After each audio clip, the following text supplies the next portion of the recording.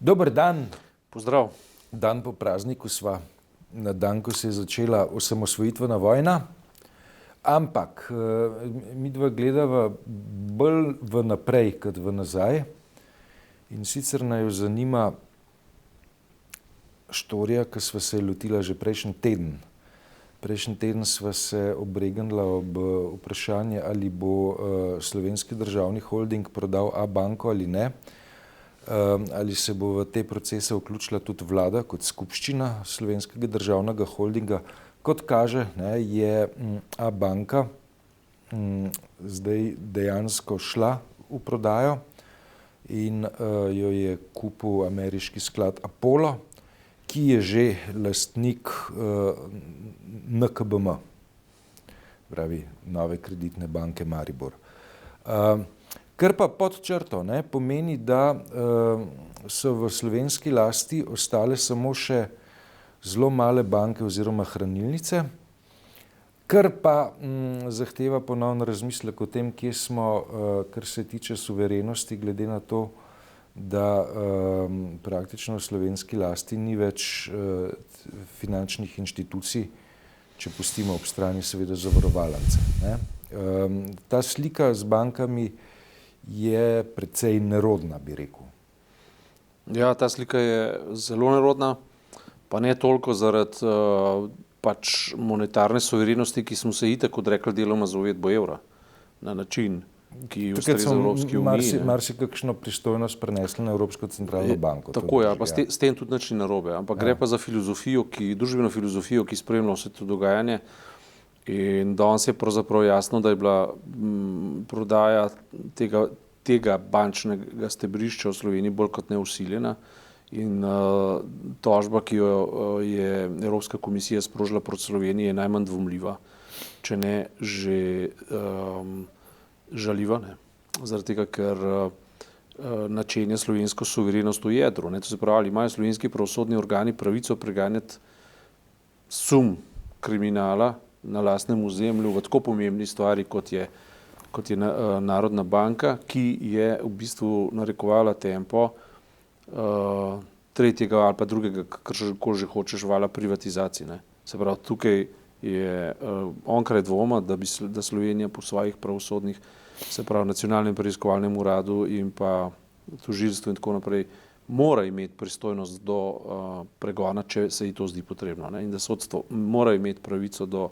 odločitve in sodbe. To se ni zgodilo in mislim, da je konec nekega romantičnega obdobja, o kateri smo v Evropski uniji lahko govorili kot o ideji. Zdaj gre za neko realnost in bilanca tega praznovanja letosne obeležitve osamosvojitve samostojne Slovenije je po moje gre bolj v obujanje spomina na izjavo, ki je France Bučar povedal, da ob nesuvereni politiki naših politikov, naše politike in naše države se lahko Bruselj spremeni v Novi Beograd. Jaz mislim, da se je to zgodilo. Mislim, da od zdaj naprej res lahko začnemo razvijati obrambne mehanizme, tako kot že nekoč v zgodovini. 15 let smo v tej španoviji. 15 let je bilo potrebno za določeno streznitev. Namreč, Evropsko unijo se je razumel kot nek, dajva reči, razsvetljenski ideal, ne pa kot neko napravo, znotraj katere švigajo sem in tja zelo različne politične, ekonomske, interesne silnice. In se mi zdi, da prav, ko gre za bančni sistem, je Slovenijo udarila najslabša kombinacija teh silnic, ki pa znotraj te naprave Evropske unije obstajajo. Ja, tudi recimo to, kar je pač zadnjič v intervjuju povedal filozof Kodelja, še kako drži. Evropska unija je pač eden od nosilcev neoliberalizma, ali pa to, kar je v Saše Vidmajer intervju povedal P. Damjan, je zelo lepo pokazal, recimo na primeru Italije, kako je praktično nemogoče loviti tempo, ki ga narekuje Nemčija ker ga prilagaja pač svojim interesom, neka Italija tega nikoli ne bo počela.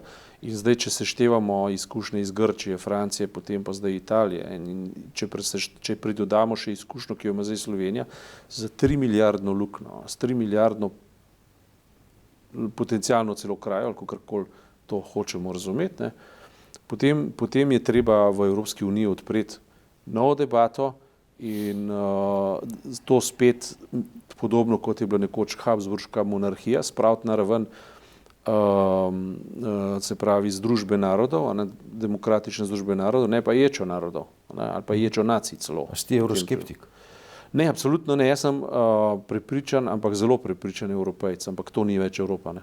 Mi smo zdaj ujetniki neoliberalne ideologije obkrožene oziroma in morskih psov, ne, ki v bistvu obkrožajo Evropo. Ne. In to je problem. Ne ideja Evrope. Ideja Evrope je edina, ki je smiselna za prihodnost.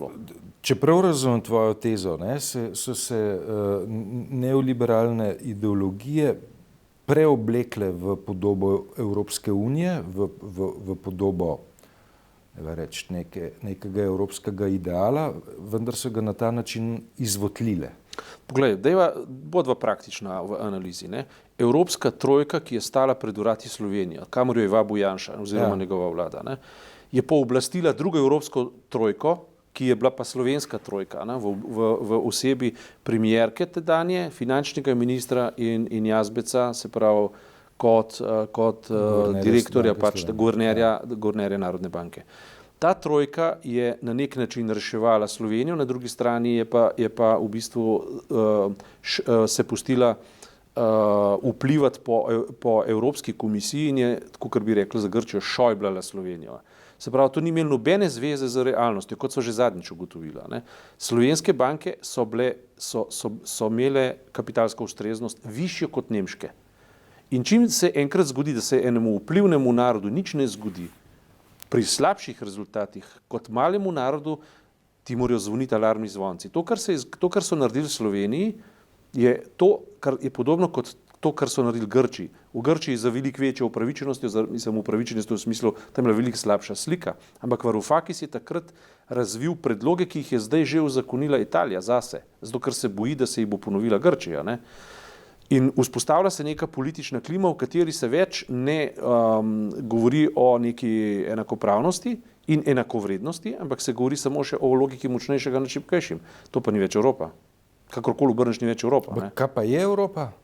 Evropska unija je združba narodov, nacij, ki jih vežejo najmanj, kar je vladavina prava in pa svoboščine, ne? Osebne in kolektivne. Se pravi, če vzamemo zdaj od pretokov, ne? To se pravi, že to smo ugotovili, da mi nimamo niti neke skupne socialne politike, je problematično. To je nekako ameriško. Imamo pa skupno bančno politiko, ki pa je dvolična.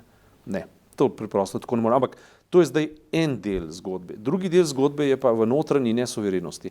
Ker ti črpaš zunanjo pa notranjo legitimnost, če te pripoznavajo zunanji faktori in notranjo legitimnost, če te prizna notranji prebivalstvo in tako naprej. In tudi notranjo suverenost imaš, če ti navznoter in navzven suverenost zadržiš po svojih dejanjih. Ne. Naša politika je popolnoma odpovedala. Recimo to, kar je naredil premier Marjan Šarec, je skrajno problematično, če mene vprašaš. Ne. To se pravi, ultimativni argument za prodajo oziroma ne prodajo nekega banke je višina plače v razmerju do... Da je to malo pojasneno. Ja, no, kaj je izjavil pač v parlamentu, da on za svojimi 3400 evri plače pač ne bo sprejemal odgovornosti, ki pritiče se pravi tistim, ki so v Slovenskem državnem holdingu, ki imajo trikrat višjo plačo. Ne. To se pravi, pravosodni sistem, v katerem so pa polovične plače od premijeve, so pa lahko to naredile, ne, pravilno, ne, pohvalno. Ne. Sprejemali odločitve, ki imajo težo ofisa, ki imajo težo vpisa njihovih del, ki imajo težo nacionalnega odločanja in pa obrambe ene od dveh oblasti. Ne. In zato jim dan klobok dol. Ne, mislim, smo v neki situaciji, ko si velja ponovno zastaviti to stoletje in več staro vprašanje, kaj storiti. Ne? Pa dobro vprašanje. Malo bova zamolčala, kdo je to rekel. Ja, kaj storiti? Ne? Jaz mislim, ne, da poslej, vzemimo leto 1885, ko je bil, mislim, takrat ljubljanski potres. In takrat je Ivan Hribar, referent Banke Slavija na Češkem, dojel, da ta prostor, če hoče ohraniti svojo kulturo, takrat je bila tudi narodna ideja zelo močna, in pa seveda kulturna ideja, ohranjanje jezika, rabi banko. Rabi preprosto banko, zato da nihče ni hotel Ljubljane obnavljati iz kapitalske logike, ker se ne splača. Kako boš ti? Imaš ti neko sistemsko banko, lahko dolgoročno financiraš obnovo Ljubljane, recimo. Taka je bila njegova ideja.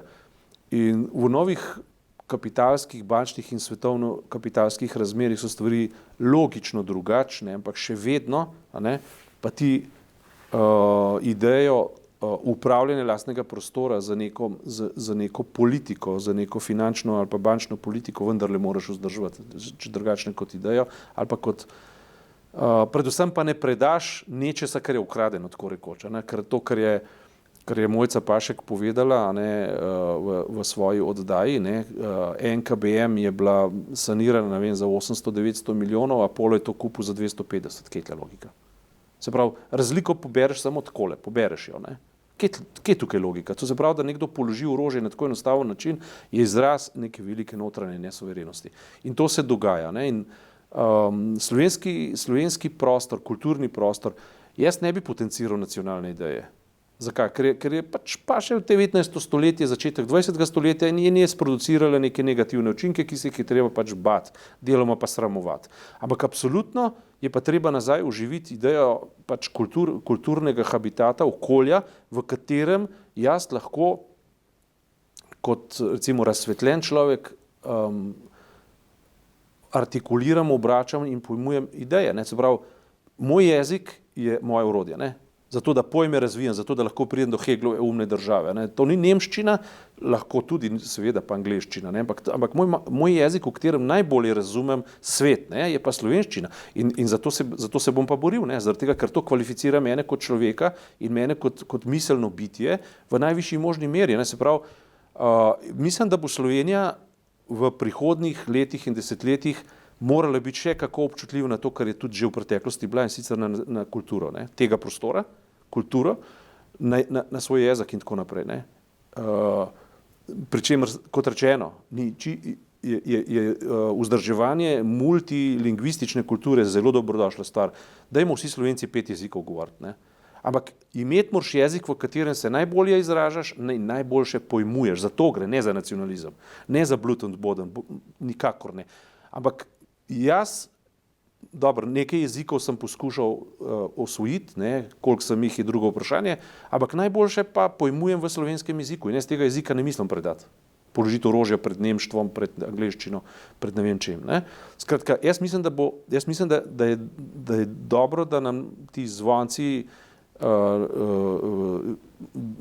kulturni zvonci začnejo zvoniti. In mislim, tukaj ne gre zdaj za neko kako ne rečem, plehko obrambo kulture. Kultura je lahko tudi metanje denarja skozi okno v določenih primerih ali pa samo sebi namen. Ampak prav kultura, ki je sama sebi namen, je pravi odgovor. Ne kvazi pristop k proračunskemu zajedanju, ampak kultura je, ker tukaj si vedno v nevarnosti. Kdo je tisti, ki arbitrira, kaj je prava kultura, pa kaj ni prava kultura? Če bi jaz kulturni minister, bi se prvo, kar je tega zelo izogibal.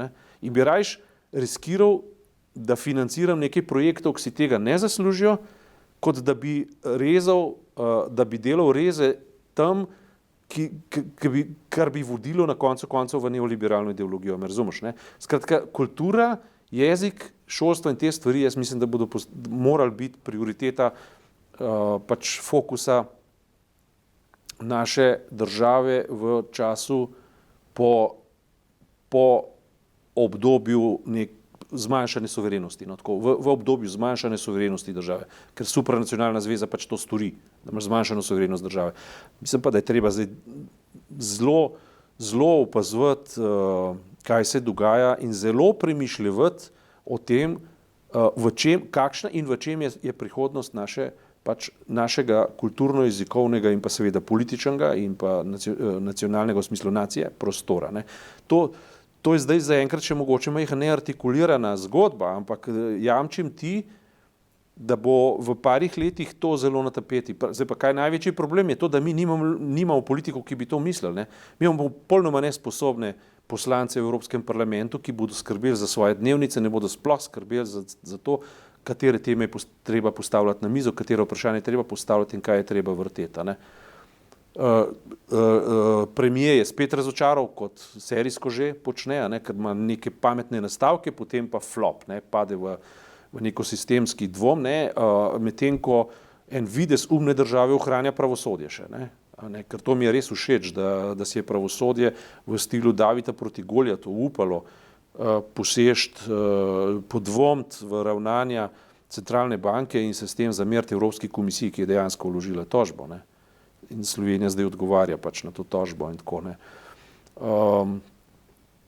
Bilo je veliko enega govora, recimo kaj je bilo zdaj na nacionalni televiziji, so vrteli za dan za državnosti, ne vem, na svoji zemlji ali slovenski, kaj že bil tisti film, nek črno-bel, ne, Cirila Kosmača. Skratka, nekaj, a veš, ko so sporočilo filma je bilo, ne, na svoji zemlji svoj gospod. Ne.